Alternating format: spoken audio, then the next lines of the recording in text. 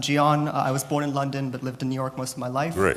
And I'm a first-year student studying economics here at Georgetown. You've spoken a bit about Brexit. I wanted to push you a bit about it. Today, more people in the UK, as of today, believe Brexit was a failure rather than a success. Leaving the EU has sliced 5% off the UK GDP and made the country poorer. I'm a UK-US dual citizen, and I worry about the current economy's trajectory. There's been no trade deal with the US as promised, and leaving the single market has been demonstrably disastrous. Rhubarb. I've just given you, Let me continue. Okay. Do you think that a democratic procedure like the Brexit referendum is truly democratic if voters are only offered two choices without adequate information about the consequences? And don't true democracies allow us to change our mind after facing the real consequences and express a more comprehensive view, such as rejoining the single market, instead of simply just voting to leave or remain? Similar in the US, we have just two options.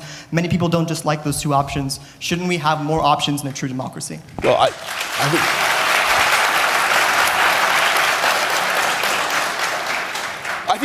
but you surely do have more than two options, don't you? We have Joe Biden and Donald Trump. Aren't there independent candidates? They have no chance of winning.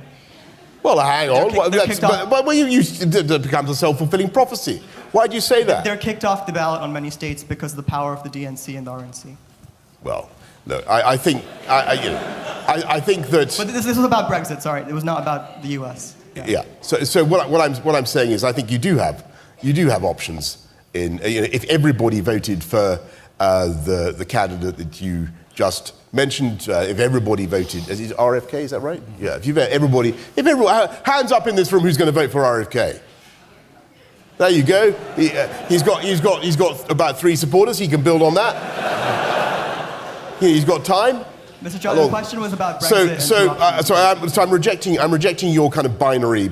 Well, in Brexit, they'll just leave and leave. So in the Brexit referendum campaign, I don't think the elections are necessarily binary. But in the Brexit referendum campaign, actually the issues were exhaustively debated, and I happen to know because I did it, and we went through with the public again and again what leaving the EU meant, and it meant leaving the single market, and it meant coming out of the customs union, and it meant taking back control. It meant having the legal power to do your own thing.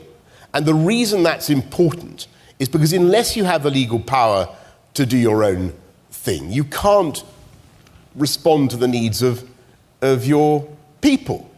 And I've tried to give you one example of that, which was the vaccine rollout, which we were able to do faster than any other major European, I think any other European country, and I've given you the numbers. The EU got so frustrated, so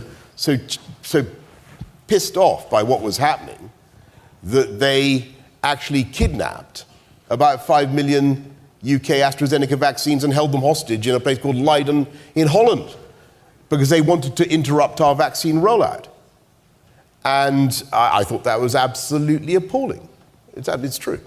And a measure of how hostile they were to the success of Brexit Britain. But that only confirmed to me the importance of being able to govern your own country and to do your own thing. And I think actually that as time goes on, the advantages of what we've done will become clearer and clearer. And yes, it's sad we haven't done a free trade deal with the US. I have to say that the current White House has not been much interested in it. But who knows what changes may be around the track.